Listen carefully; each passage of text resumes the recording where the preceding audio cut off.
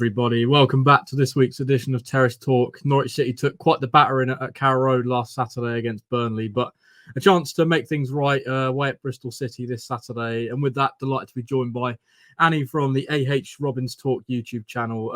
Annie, I just want to sort of talk about your season so far. You're a little bit like us guys. You started the season very, very well. Then you had a really difficult patch where you only won 3 games in 20, but it feels like recent form again. You've started to pick up 4 wins in the last 5. So, just talk us through the season so far. Yeah, the first few games looked like we were a team in kind of disarray. Similar to you, really. I think first few games it looked like it was Wigan and Cardiff away for you lot. First few games for us were really poor. Slowly started to pick up a few wins. And then it was a decent little run. We found ourselves in a similar position where we finished last year. And then after that, it was horrible run. Some really dismal performances in there, including against Stoke, Millwall. And we were lucky not to take a few batterings at the hands of some good teams. But recently, we've looked a bit more promising with Cam Naismith moving into midfield and defence seemingly now settled finally. And yeah, it's over the past 8 games we've had some positivity going around, which is always good. It's always good. So yeah, it's certainly changed since I'd say about a month and a half ago, where it was the club was in absolute disarray. Yeah, you currently sit 17th in the Championship. Just want to sort of get your thoughts on what maybe the expectations were at the start of the season. Were you sort of looking towards those playoff places? Are you a little bit maybe disappointed to see yourselves where you are? In terms of historically, we've always been kind of challenging for those playoff places. But I think if you speak to a fellow City fan, you'd go, yeah, I think we'll be fine if we finish mid-table, lower mid-table. I'd take anything on really last season. We were kind of promised progress this season, which is always a risky thing to do. But, I think we expected some level of progress. And even if it was a couple of positions, I would have taken that. And yeah, I'd say this is probably roughly where City expect to be. And maybe that league position is slightly padded out with the fact that teams above us, who are normally much better than what they are, in terms of the playoff battle, have been worse, and we've kind of been on there a couple of points off the playoff challenges, which, again, I'd say is not a bad thing at all at this point in time. So yeah, I'd say roughly where I'd expect us to be at the start of the season. So yeah, I think we're about right. Yeah, you also got Nigel Pearson at the helm. Been there quite a while now, so just want to sort of get your thoughts on him as a manager. Is he someone that the Bristol City fans have taken to, or is there maybe the usual kind of little bit of sort of, well, he's a little bit, one of those characters where he kind of gets some opinions divided in terms of some fans? Yeah, absolutely spot on that. Look, when Pearson came in, the club was a mess. It was some of the football was absolutely torturous to watch. And yeah, he came in, just had to keep us up. Did that, not convincingly, but did it. Last season was turgid at times, but in the end, the aim was again to just survive in the Championship and then build again. This season, I think this season has been the season where you can actually probably properly judge what Pearson's done, and it's been, I'd say, around what we expected, as I said. So look, it's with Pearson, it's a weird one because clearly he is doing some things right in terms of progressing the club forward in the long term, in terms of bringing players through youth systems, and all good in terms of that. But Pearson sometimes hasn't helped himself with the things he said in the media. I remember West Brom at home when we lost 2-0, we were totally outplayed by the Albion side. And he came out and said, I'd rather we play away from home than at home now. It's the fans are getting toxic. So look, some of the things he says, it doesn't help himself at all. But overall, I'd be pretty positive around Pearson. I have positive feelings about him. Feel like he's progressing the club, and now that we have sold a big asset for money, for like big money, we have now got the money to reinvest that back into the side, and that again, which we massively lacked. We just threw money at the wall over the past few years, and now we've actually got some money to spend. So, look, if Pearson can get more of that Semenyo money and maybe even more of the Alex Scott money in the summer, let's hope not, but probably going to happen. I think he's probably the only man right now he's been trusted by the owners, by the board. So I think he's the man going forward for City. Yeah, funny you referenced the away comment there. Dean Smith was very much one of the managers that was kind of in that camp. He preferred to play away when the form's not been great at Carrow Road. But just picking up on that last point about the transfer window, Bristol City fairly active in the window, just gone. You sold a couple of key men in your goalkeeper Bentley, Semenyo you just referenced as well.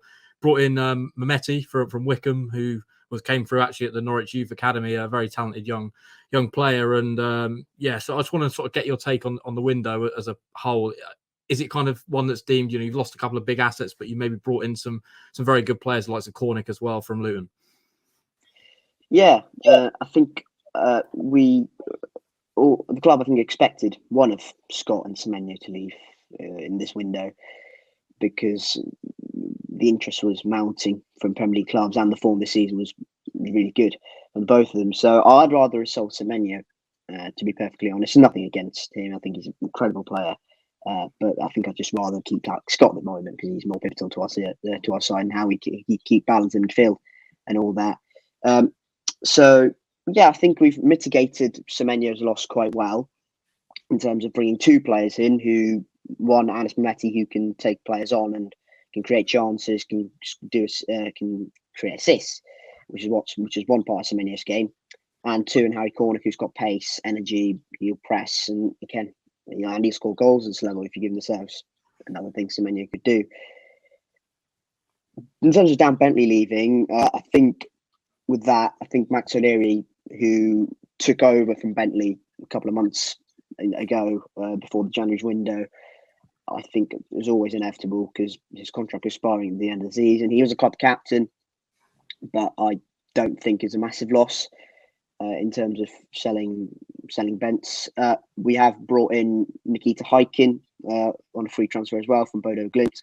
So look, I'm not too bothered in terms of selling Dan Bentley at this point in time. I'm actually fairly pleased with the window. If we'd lost Alex Scott as well, then it would have been much more of a problem. But I don't think losing Semenyo is as much of an issue as losing Scott. Yeah, before we turn the attention towards the game, just want to talk about a couple of players that left Bristol City as well that have very much strong Norwich connections. Tim Closer and Chris Martin have both been announced as leaving Ashton Gate this week. So just want to sort of maybe get your thoughts on those two and their time at Bristol City. Were they well-loved characters, or maybe, unlike sort of at Norwich, maybe their sort of influence wasn't as strong? It's a weird one with Chris Martin, because in the first season, so he'd been here for 2.5 seasons here at City. He was effective, to say the least. He was fine. He wasn't anything incredible. Second season, which was last year, was actually outstanding. He was really good in a front three. I've seen Derby Norwich fans all saying, if you put pace around Chris Martin, he'll score goals, and that's exactly what we did last season. And we put Vyman and we put Semenyo alongside him, and he flourished. This season, we wanted to change that counter-attacking style a little bit, and with that, I think Chris Martin was done. As soon as his style reverted, I think he was done. In terms of Tim Closer, it's such a weird one, because last season he was brought in as a stopgap, and it was very clear he was brought in just because we had no other centre backs at that point. And then this season, we've brought in Cal Naismith. Thomas Callas is back from injury. That's 2 centre-backs already ahead of Tim Closer. He's played a few times this season. He hasn't been bad. He hasn't made any shocking mistakes. I think he's a character who's loved within the dressing room. I think he's a character who's liked by the City fans as well. I think he also said this season before the start of the season that this would probably be his last season in terms of football. Probably can consider retirement at the end of it. Probably now. I must admit, just going back to Chris Martin, he's a character with mixed opinions to say the least at City in terms of the fan base. He was he had no pace, which annoyed a lot of City fans, but there were so many other qualities which I think went slightly unnoticed last season. But I think this season it was probably right to get rid of both. Yeah, let's turn the attention forwards to Saturday's game. Who's the key men in the Bristol City camp? I mean, you've kind of referenced Scott on quite a few occasions. I was quite impressed with Conway up top in the reverse fixture earlier in the season. So are those two maybe key players to watch out for? Is there someone that's maybe under the radar? You're lucky because Tommy Conway's out injured, Right? So you'll be lucky in terms of that one. Andy Vyman is back from injury, so if Andy Vyman is starting, then that's going to be pretty big in terms of us attacking wise. Alex Guy, as I mentioned, outstanding, retains midfield balance so well with Matty James and Cal Naismith, absolutely brilliant in midfield. Sam Bell has really, really flourished in the last few games in the Cup, scoring a winner at Swansea, scoring goals against West Brom. So, yeah, Sam Bell is also someone to look out for. And one other player I'd say is our left wing back, Cam Pring. If he gets that, I know Max Aarons likes to get forward quite a lot, and if you leave Cam Pring with the pace he has and the strength, for someone quite short, he is powerful. If you let Cam Pring 1v1 against the centre back, or just give him space down the left hand side, he is gonna get into the box quite a lot and get dangerous crosses in, which is why he has quite a few assists in the short time he has been in the team. So yeah, I'd say those 3-4 players probably the most dangerous in terms of posing a threat to Norwich. Yeah, we always get sort of interested questions in terms of the opposition's view on us, Norwich City. What have you made of us so far this season? Have you seen much of us? And maybe what do you make of the reverse fixture back at Carrow Road? Well, it's about September time now, wasn't it?